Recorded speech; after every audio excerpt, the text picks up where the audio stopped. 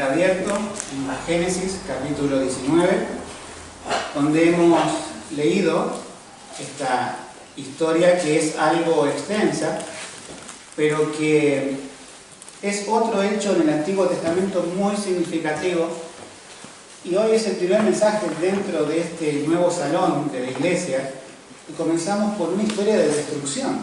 Uno diría, ¿no sería más simpático, no sería más lindo hablar de Dios es amor, como dice todo el mundo? Bueno, sí, Dios es amor. De hecho, tenemos un cuadro ahora que a mi derecha, pero vemos también en esta historia que Dios, aparte de ser amor, que es uno de sus atributos, no tiene solamente ese atributo. Dios también es justicia, Dios también es santo, y Dios también es ira cuando condena el pecado.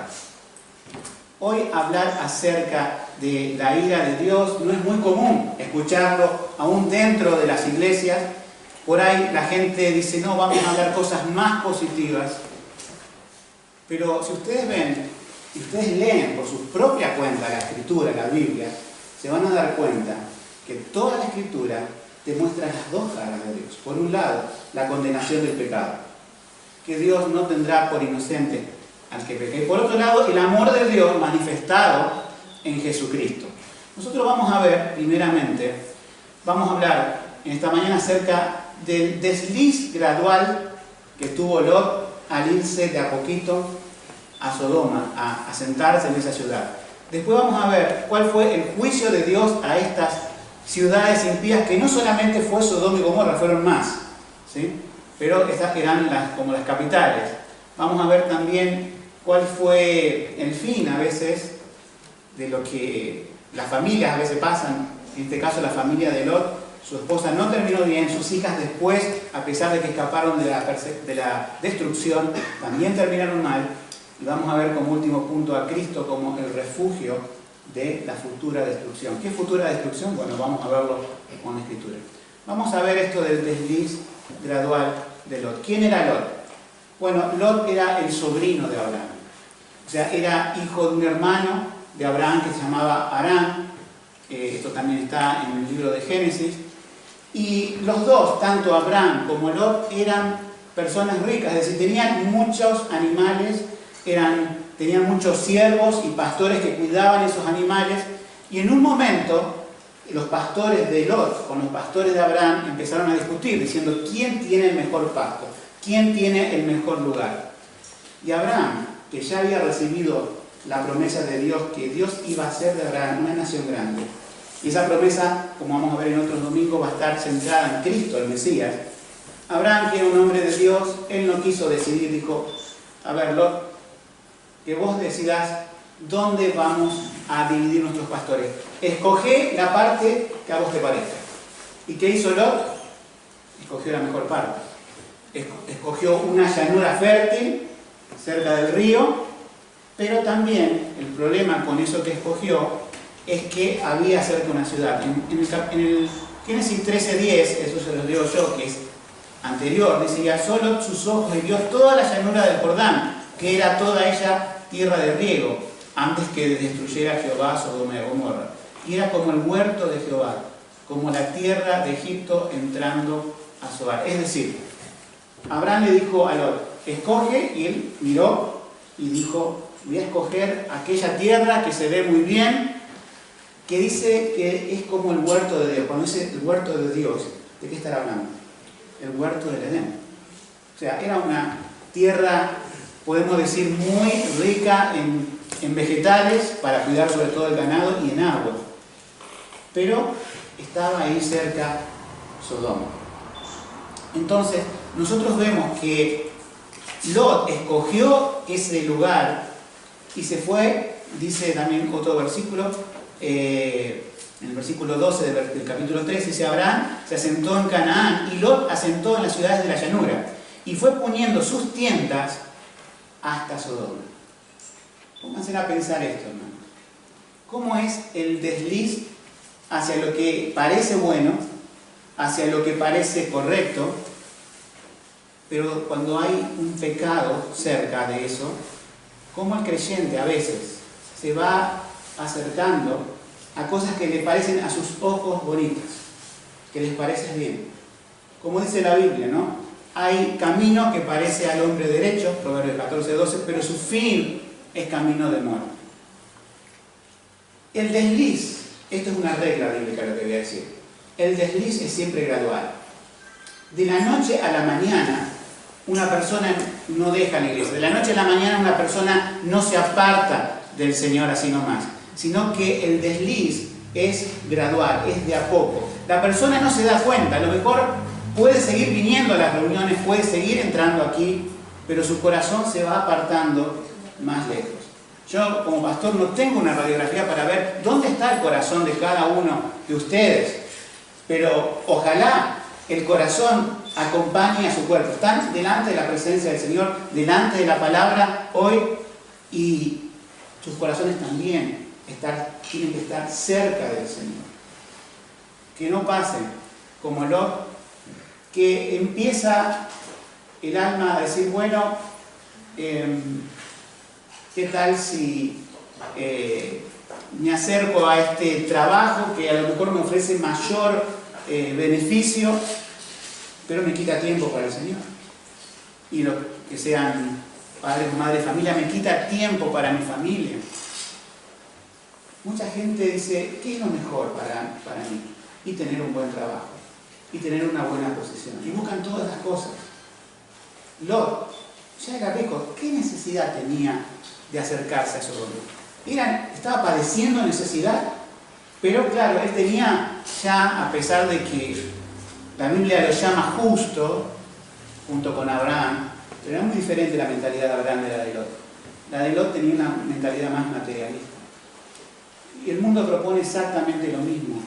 Si lograste algo, tenés que lograr más. Y cuando lograste esto, tenés que lograr más. Y cuando te acordás, estás viviendo para el mundo y no para Dios. Tu trabajo se transforma en tu Dios. Hoy sí hay falta de trabajo, pero bueno, aún así, nuestro corazón, con trabajo, sin trabajo, puede estar enfocado en las cosas materiales y no en las espirituales. Y el desliz de Lot fue gradual. Cuando menos se quiso acordar Lot, ya tenía los dos pies puestos no afuera de Sodoma, en las puertas, los tenía dentro. Ya estaba viviendo dentro de Sodoma. Ahora, ¿Sodoma se corrompió después que Lot entró a vivir o ya era antes una ciudad malvada? Ya era antes. La Biblia nos dice que ya Sodoma era pecadora en gran manera. Génesis 13:13 dice, mas los hombres de Sodoma eran malos y pecadores para con Jehová. Y dice esto la Biblia, en gran manera. O sea que Lot sabía esto. Sabía que en esa ciudad reinaba el pecado. Sabía que iba a estar lejos de su tío, que era un referente espiritual para él. Y su tío lo había rescatado una vez que lo habían secuestrado junto con su familia, un ejército de gente que vino. Y en vez de estar agradecido con Dios primeramente, con Jehová, el Dios que se le había aparecido a su tío Abraham, en vez de estar agradecido con Dios y agradecido con su tío, ¿qué hizo Lot? Se apartó. ¿Y qué puso en balanza? Nosotros también a veces en decisiones ponemos en balanza. Él puso en balanza la riqueza de Sodoma, los lujos de Sodoma, y el pecado no le pareció que era pesado. Parecía que pesaba más esto, la comodidad, el bienestar, el lujo, la seguridad que le da una ciudad amurallada, porque dice, me secuestraron una vez, no quiero ser secuestrado de nuevo. Sodoma, a pesar que tiene pecado, no importa, me va a dar protección. Todo lo que te puede ofrecer este mundo de protección es pasajero. Fíjense, Dios destruyó esta ciudad y Lot pensaba que esta ciudad iba a dar protección. Cuando el mundo te tiende y te ofrece, cuando Satanás te ofrece toda su gama de tentaciones, siempre te va a ofrecer algo lindo, siempre te va a ofrecer algo tentador, siempre vas a ver en el ofrecimiento de Satanás cómo que vas a mejorar tu vida, vas a estar mejor. Pero Satanás es el padre de mentira, es un engañador, engañó ya Adán y Eva en el huerto del Edén y sigue engañando al mundo. Y también quizás fue seducido Lot, ¿sí?, por todas estas cosas.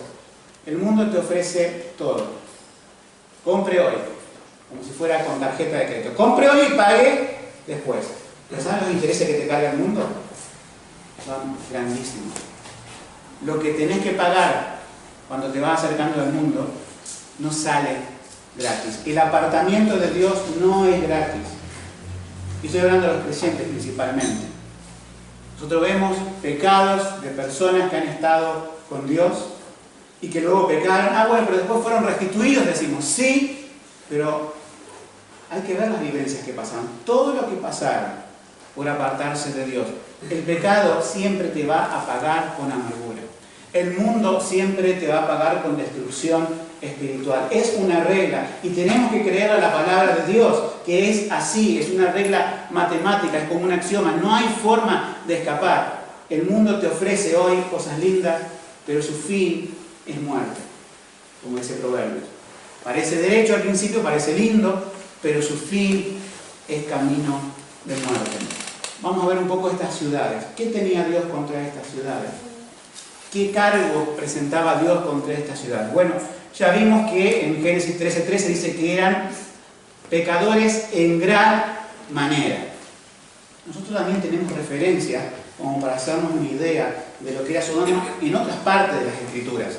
Tenemos, por ejemplo, en Isaías 1:10, que cuando Israel se apartó de Dios, pecó, el profeta, por mandato de Dios, los llama príncipes de Sodoma. Es una alusión para decir, en gran manera, pecadores.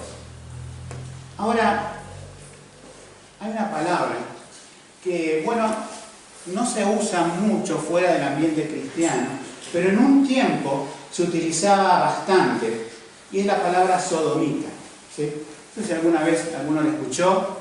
La palabra sodomía todavía se utiliza y viene justamente del nombre de la ciudad. Y no es casualidad que esa palabra se use en ese contexto de relaciones homosexuales. Tenemos que decir claramente que uno de los pecados, no eran todos, o sea, no era solamente ese pecado, pero era un pecado bastante prominente y llamativo en aquel tiempo. El pecado de Sodoma y Gomorra y de esas ciudades era un libertinaje sexual, pero a tal punto que permitían la homosexualidad, no de forma solapada y encubierta como podría haber en otros pueblos, sino abiertamente. La habían hecho ley, podemos decir. Los gobernantes de Sodoma amparaban estas prácticas de manera pública. Y esto lo tenemos en Isaías 3:9, donde dice respecto a la gente de Sodoma, ¿sí? La apariencia del rostro de ellos los convence que como Sodoma predican su pecado, no lo disimulan. Ay del alma de ellos, porque allegaron mal para sí. Fíjense en esta expresión. Dice, predican su pecado. Hoy estamos predicando la palabra de Dios. Estamos predicando que en Jesús hay perdón de pecados. En contrapartida, el mundo no solamente comete pecado. A veces pensamos que solamente las personas viven sus vidas alejadas de Dios, cometen sus pecados y no quieren que otros los cometan, no les interesa, no. Hay también como una especie de regla general que el pecado funciona como un virus. Siempre se expande. La Biblia lo dice que es como la levadura, para buscar una imagen bíblica.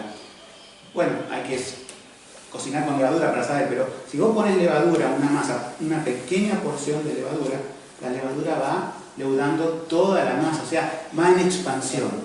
Y la regla del pecado es que va en expansión también. Por eso dice que predican su pecado. Hoy vemos también en todas estas ideologías que están dando vuelta alrededor del mundo, en nuestra ciudad y en nuestro país, que bajo el manto de una aceptación, de una no discriminación, lo que ellos en realidad están haciendo es predicando su pecado. Con banderas multicolores, a veces con pañuelos de color verde, son pecados diferentes, pero el mundo predica su pecado. Quieren que otros también pequen. No se sienten conformes solamente pecando ellos, quieren compartir su pecado. ¿Y qué los lleva a hacer eso? Bueno, justamente su estado caído, su separación de Dios, hace que el mal se quiera compartir. ¿Cuánto más, hermanos, que tenemos la palabra de Dios, los que tenemos el Evangelio, tenemos que predicar el Evangelio? Porque el mundo predica con toda pasión su pecado, con toda pasión. Nosotros tenemos que tener una pasión sana por Dios, por la predicación del Evangelio, que el Espíritu Santo nos tiene que dar poder para predicar el Evangelio mientras otros predican su pecado. Pero el Evangelio es poder de Dios para salvación de todo aquel que cree. No importa que haya 1 millón de personas gritando su pecado si hay un Hijo de Dios predicando la poderosa palabra del Señor. Esa palabra tiene más poder que 1 millón de voces pecadoras que quieran publicar su pecado. Por lo tanto, no teman de dar la palabra de Dios. Esto no es ser homofóbico, esto no es ser como llevar una ideología política, no. Esto es llevarle para el beneficio de sus almas diciendo, esto es pecado, como hay otros pecados. Sodoma, sin duda, aparte de homosexualidad, había otro pecado. Había fornicación, o sea, libertinaje sexual. Personas que tenían relaciones sin casarse y con varias parejas. Todo esto llevó a la destrucción de la ciudad. Y no solamente pecado sexual, había seguramente en esa ambición de tener más y más un orgullo, una vanagloria y también, violando otro mandamiento de la palabra, la codicia. Ellos codiciaban constantemente. Pero su maldad, a diferencia de otras ciudades que todas tenían maldad, no hay, la Biblia dice que no hay justo ni aún uno. O sea, Abraham era un hombre pecador también, aunque Dios le hizo una promesa. Lot era un hombre pecador también, aunque la Biblia lo llama injusto, en el sentido de que, bueno, era de la familia de Abraham y que Dios iba a cumplir un propósito con ellos. Pero todas las ciudades del mundo en aquel tiempo eran pecadores. Ahora, ¿por qué Sodoma y Gomorra? Bueno, la palabra que se usa en el original de la Biblia es muy enfática de que su pecado llegó, podemos decir, casi como vamos a decir, al límite de corromper de forma acelerada el resto de las ciudades. Entonces Dios tuvo que tomar una determinación. En el versículo 13, donde hemos leído, el 19, ¿qué es lo que dice? Los ángeles dicen, porque nosotros vamos a destruir este lugar, por cuanto el clamor de ellos, y esta es la palabra que acá se traduce, se ha engrandecido, ¿sí? Otra versión lo traduce creo que al punto, es idiomático, no hay una única forma de traducir, pero la idea es que llegó, es otra forma también que nosotros tenemos de hablar, llegó al límite, es la gota que derramó el vaso. Hasta ahí llegó el pecado. Por tanto, Jehová nos ha enviado para destruirlo. Como ustedes habrán visto en la lectura, hay 2 hombres que la Biblia lo llama, solamente a partir del capítulo 19 se da esta revelación, ángeles. Cuando nosotros decimos ángeles pensamos que tienen alas, que son resplandecientes. Bueno, los querubines tenían alas. Había en la tumba del Señor Jesús, cuando resucitó, había alguien con una vestidura resplandeciente. Pero estos tenían apariencia humana. Pero eran 2 ángeles, 2 mensajeros del Señor. No eran cualquier persona. Esto no lo hemos leído, pero anteriormente, al capítulo anterior, había 3 personas. ¿Cómo 3 personas? Sí, 2 ángeles, ¿y quién era el tercero? Bueno, resulta que Abraham estaba sentado, como Lot estaba sentado en la puerta de la ciudad, Abraham estaba sentado en su tienda lejos de Sodoma, y allá a lo lejos, y a medida que se acerca, ve venir a 3 personas. La Biblia no lo dice, pero por alguna razón pasó exactamente lo mismo con Abraham y con Lot. Se impresionó al ver esas personas. Y llegó a la conclusión que no eran cualquier persona, eran personas especiales. Tan especial estas personas, que se tiraron al piso, por lo menos Abraham lo hizo, y después también Lot, en forma separada cuando fueron a Sodoma, para hacer reverencia. Y lo curioso, esto lo dejo para que ustedes lo lean en sus casas, en los capítulos anteriores, es que Dios le empieza a hablar a Abraham y se nombra a Jehová, y resulta que es uno de estos tres que estaba en su tienda. Esta es una de las apariciones en forma de teofanía, o sea, en forma corpórea del Señor Jesucristo.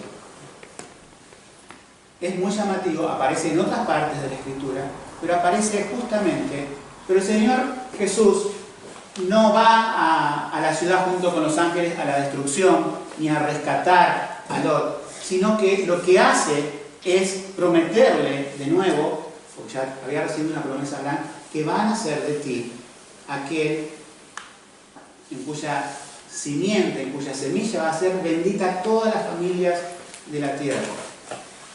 Ya tenían casi 100 años Abraham y Sara. Y Sara se rió cuando dijo, ¿quieres tener hijos? Por eso ese hijo prometido se llama Isaac, que quiere decir risa. Pero yendo a lo de Lot, cuando Lot lo ve venir, está en la puerta de la ciudad. ¿Qué estaba haciendo en la puerta de la ciudad? Bueno, quizás vendiendo, quizás comerciando. En las puertas de la ciudad se hacen eso. Pero cuando él los ve, no sé si lo habrán visto los demás, cuando él los ve, también corre a ellos y se postra en señal de reverencia y los invita a pasar a su casa, a estos ángeles. A lo mejor, no sé, la Biblia no lo dice. ¿Cómo es que identificó? No que eran ángeles, porque no creo que haya identificado eso, sino cómo identificó que tenían algo que ver con Dios, que eran personas muy sagradas para él, muy importantes, no lo sé. Pero la cuestión es que esta hospitalidad no la tenía Lot con las personas de Sodoma. Con los pecadores impíos de Sodoma no tenían esto. Y acá viene, ¿sí?, una cuestión que nos empieza a revelar un poco la característica de esta ciudad impía. Nosotros vemos del versículo 1 al 7, del 19, que vamos a ver el versículo 4, ¿sí? Antes que se acostasen, rodearon la casa de los hombres de la ciudad, los varones de Sodoma, todo el pueblo junto, desde el más joven hasta el más viejo. Y llamaron a Lot y le dijeron, ¿dónde están los varones que vinieron a ti esta noche? Sácalos, y escuchen bien la frase, para que los conozcamos. Entonces Lot salió a ellos a la puerta y cerró la puerta tras él. Y dijo, os ruego, hermanos míos, que no hagáis tal maldad. La palabra conocer ahí no es como conocer a una persona, conocer a alguien. Se traduce así porque no hay otra forma de poner muchas palabras en una. Pero en el término bíblico, cuando dice tal hombre conoció a su mujer, no es que la desconocía, ya era su mujer, sino que quiere decir, queremos tener relaciones sexuales con ellos. Eso es conocer. O sea, cuando dicen los hombres de Sodoma, desde el más chico hasta el más grande, sácalos porque queremos tener relaciones sexuales con ellos. Así era. Así de crudo era no tenían vergüenza de decirlo. Ahora, ¿por qué hicieron esto? ¿Lo harían con todas las personas que venían? Yo creo que todas las personas que iban a Sodoma sabían a qué iban. No sé cómo Lot podría vivir ahí, pero sin duda la santidad de estos hombres era algo provocador para ellos. Sabemos que esta ciudad fue condenada por muchos pecados, pero aquí vemos uno de esos pecados como prominente. Yo les invito a leer en Judas 1:7 para cerrar esto de las ciudades impías, ¿sí?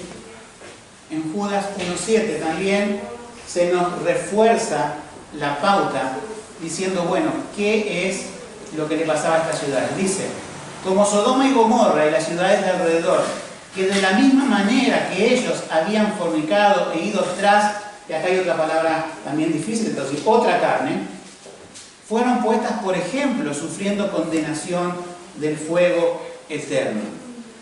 Aquí el Nuevo Testamento dice, ¿fueron tras qué? Tras otra carne. Es como decir, deja bien en claro que el uso común de las mujeres por parte de los hombres no era el caso de Sodoma, sino que era otra carne. Entonces, la Biblia, tanto en el Antiguo Testamento como en el Nuevo Testamento, nos muestra indudablemente, sin lugar a dudas, que uno de los pecados prominentes de Sodoma y Gomorra era la homosexualidad. Pero no nos vamos a centrar en ese tema. Vamos a pasar ahora a la familia de Lot. Familia de Lot, este es el drama. Anteriormente no lo habíamos leído, pero yo les cuento qué era lo que había pasado. Dios le había revelado a Abraham que iba a destruir Sodoma. Y Abraham intercede en oración a Dios y empieza diciendo, bueno, pero si hay 50 justos en la ciudad, ¿vas a destruirla igual, Señor? Y el Señor le dice, no, por amor a esos 50 justos. Y así, de una forma parece como niño, Abraham empieza a bajar hasta que llega a 10. Y lo último que dice Abraham en su oración, si hay 10 justos, ¿vas a destruir esa ciudad? Y Dios le dice, no, si hay 10 justos, no voy a destruir la ciudad. ¿Pero qué es lo que pasó? ¿Destruyó la ciudad? O sea que en una ciudad, no sé cuántos miles serían, ¿no había 10 personas que conocieran a Dios? No. Ni las hijas de Lot, ni la esposa de Lot, solamente Lot, ni los yernos de Lot. En el drama familiar vemos aquí una cosa muy llamativa, yo no sé si le ha chocado cuando le han leído, pero si bien la Biblia dice, bueno, el justo Lot, que se nos nombra en el Nuevo Testamento, nosotros sabemos que Lot era un pecador. Y fíjense en una de las consecuencias del pecado. Cuando te acercas al pecado, tu mente ya no juzga lo recto, ya no discierne. Es más, Lot formó una familia impía en esa ciudad. Y no era la familia de papá, mamá y las hijas. No había ese afecto. No había el mismo afecto que en una familia, a lo mejor que estaba cerca de Abraham. Que ellos recibían, en cierta forma, el testimonio de Abraham del verdadero Dios. Donde papá y mamá cuidaban a sus hijos, amaban a sus hijas también, si tenían 2, como en este caso. Pero cuando los hombres quieren violar a estos varones de Dios, a estos ángeles, la ocurrencia, versículo 8, ¿sí?, es entregarle a las hijas. Uno dice, ¿cómo puede ser? Yo no puedo creer que esto haya salido de Lot. Puede salir de hombres impíos. ¿Hasta dónde cayó Lot? ¿Cómo estaba de trastornada su mente? El pecado te trastorna. No solamente te afecta, sino también ya perdés el juicio. En diferentes formas. El juicio de Lot estaba muy nublado. Él pensó, estos son, quizás habrá supuesto ya, a lo mejor hombres de Dios. La fornicación es un pecado si entrego a mis hijas, y la sodomía es otro pecado. ¿Cuál es el peor pecado? La sodomía, entrego a mis hijas, y el afecto natural desapareció. Uno dice, ¿cómo puede ser esto? Terrible. Todo esto lo hace el pecado. Y la Biblia no lo esconde. La Biblia no maquilla al hombre. La Biblia muestra crudamente cómo es el pecado y sus consecuencias. Entonces vemos que el vínculo familiar de Lot era horrible. Nosotros vemos que estos ángeles llevaron a la familia de Lot. Ahora, ¿cómo eran los, podemos decir, las hijas tenían prometidos, iban a casar con 2 hombres de esa ciudad? ¿Cómo habrán sido esos 2 hombres de esa ciudad? Bueno, también pecadores. En el versículo 14 se nos dice que esos futuros yernos, ¿sí?, también no creían en Dios. Dice, entonces salió Lot y habló a sus yernos, los que habían de tomar a sus hijas, y les dijo, levantaos, salid de este lugar, porque Jehová, ese nombre es el Dios verdadero, ¿sí?, va a destruir esta ciudad. Más parecía a sus yernos como que se burlaban. ¿Se dan cuenta cómo es el mundo impío? Cuando le decimos, escapa porque Dios va a juzgar a este mundo, mentira, dicen ellos. Cuando decimos, solamente en Jesucristo hay salvación y la única forma de escapar de la destrucción de este mundo, se burlan. Por supuesto que hay otros que creen. Pero el sentido de la burla es producto natural del pecado. Se burlaron del Señor en la cruz. Si eres hijo de Dios, desciende de la cruz. ¿Cómo el Hijo de Dios va a estar crucificado en un monte? Tendría que estar reinando. Y ellos no sabían que Jesús estaba entregándose voluntariamente en la cruz para el perdón de los pecados de muchos que creerían en Él. Por un lado están los burladores y por el otro lado están los que creen en Jesús. En ese momento su yerno pensaba que Lot se estaba burlando, entonces no le hizo caso. Bueno, tuvieron la oportunidad. Ahora los tiene que llevar el ángel de la mano, uno tomando a la esposa, a Lot, a las dos hijas, y los sacan fuera de la ciudad. Pero le dijeron esto: cuando va a amanecer, que vamos a destruir la ciudad, tienen que correr y no tienen que mirar para atrás. Esta es la historia más conocida, ¿verdad, hermanos? Cuando se mira para atrás. ¿Qué hizo la esposa de Lot? Vamos a ver el versículo 26. Cuando la ciudad estaba siendo destruida, dice: entonces la mujer de Lot miró atrás, a espaldas de él, y se volvió o se convirtió en estatua de sal. Quedó ahí petrificada. ¿Sí? Quedó ahí mirando. Hay una cosa muy llamativa. Lot no quería salir de la ciudad. Lot estaba ahí dando vuelta, bueno, se aproxima la destrucción, será. Los ángeles lo agarran de la mano y lo llevan. Y la esposa de Lot, ¿por qué se dio vuelta? Había un mandamiento expreso: cuando la ciudad sea destruida, no hay que mirar para atrás.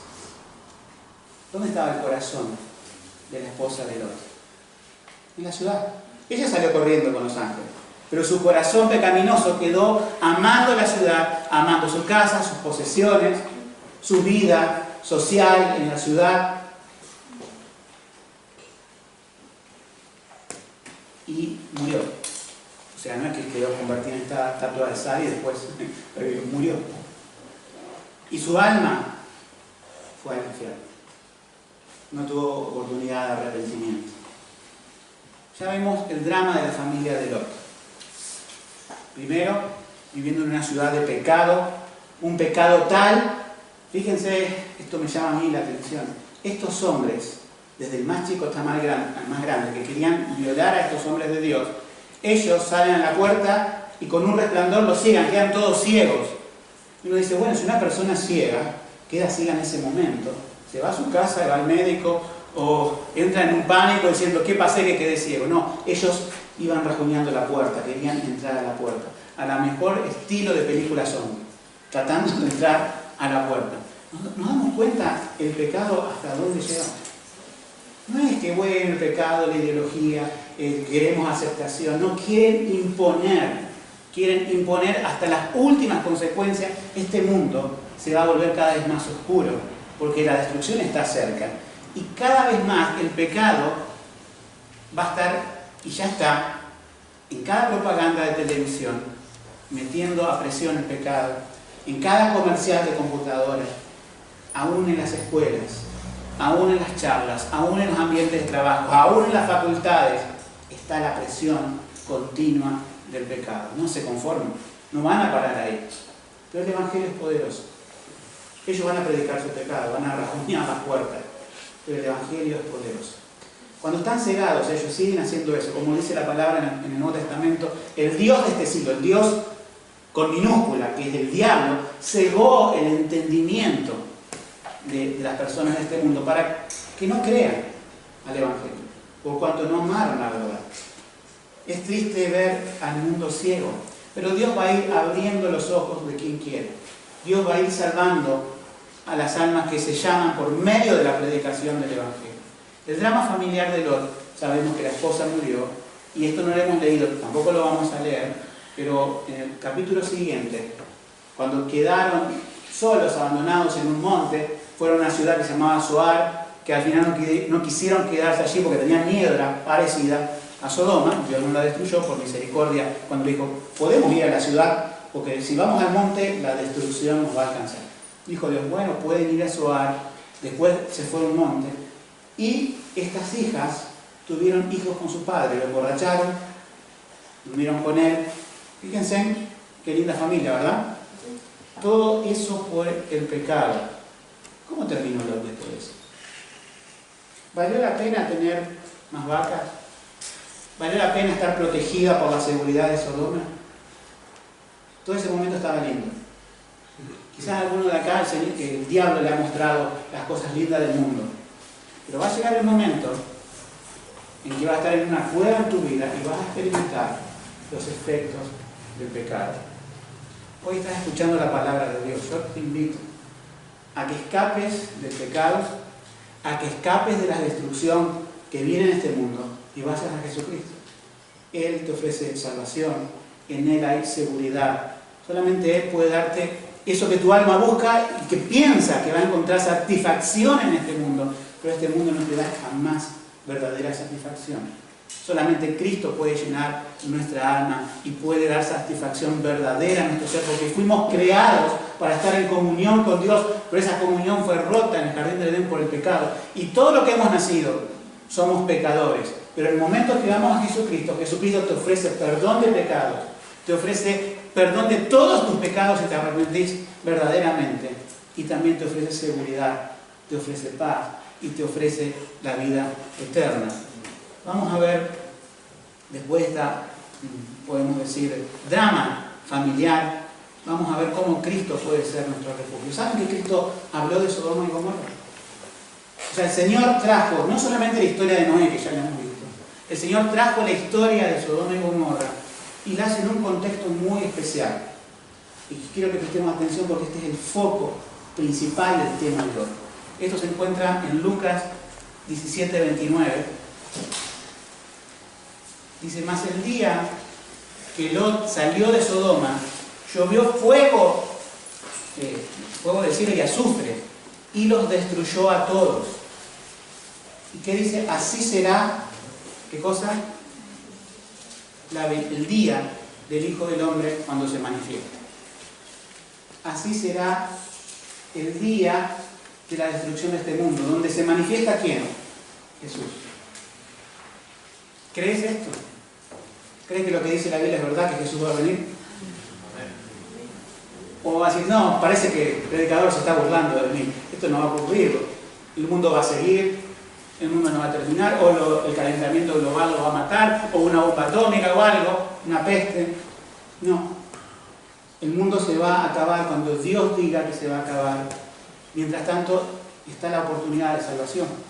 Jesús dice, el día del Hijo del Hombre se manifieste, va a ser como Sodoma. Estaban tranquilos, no va a pasar nada aquí, somos una de las ciudades más poderosas, estamos bien económicamente y legislamos para nuestra propia satisfacción el pecado, no nos va a pasar nada. Y en un amanecer no quedó absolutamente nada. En el versículo 32 Jesús dice, acordaos de la mujer de Lot. Y acá viene el tema, este es el contexto.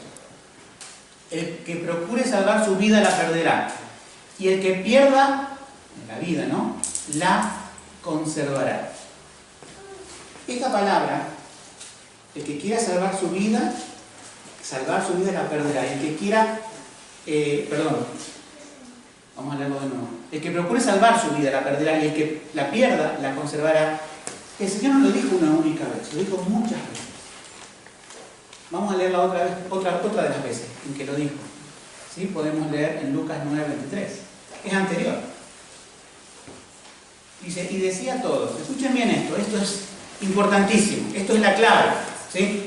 Si alguno quiere venir en pos de mí, dice Jesús, ¿qué cosa?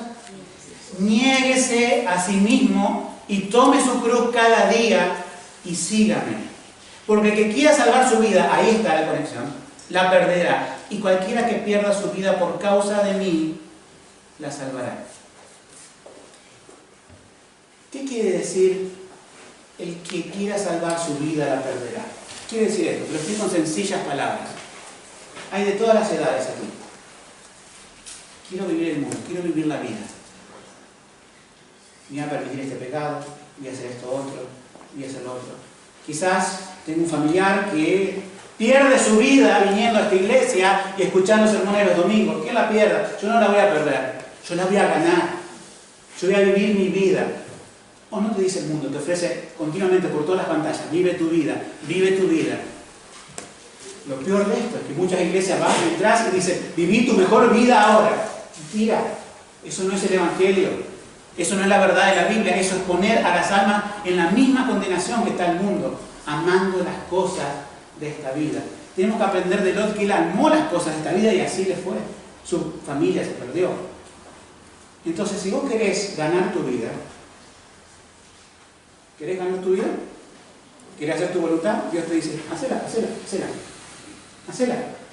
No va a venir ningún ángel del cielo a impedir que vos hagas y proyectes tu vida sin Dios. No va a venir. Pero al fin de los tiempos las perderás. Y las perderás eternamente. Y no va a ser una broma el infierno. No va a ser una broma estar millones de años separados de Dios.